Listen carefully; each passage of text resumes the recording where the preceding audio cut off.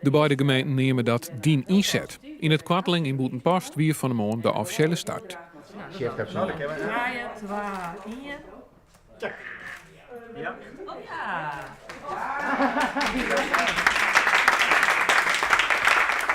Over het algemeen wordt vonden dat mensen net dankbaar hoeven te wezen voor een uitkering. Dat ze net verplicht worden kennen om daar een tjimprestatie van te leveren. Daar ben ik het eigenlijk wel mee eens.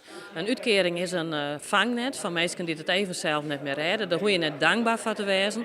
Maar wat ik wel vind, is dat het heel goed is van mensen om zelf mee te doen in de maatschappij. Maar alle 1400 mensen die erbij staan wordt bepraten wat voor vrijwilligerswerk zij doen kunnen. In de maand voor de start hebben we 276 mensen als aan peteer hoorn. Nevens de gemeente is er maar één die het echt net wil. Er is één nou van de 300 die we in beeld hebben, die het categorisch weegt. Daar geven we nou het gesprek maar aan om te zien van hoe kunnen we dit oplossen.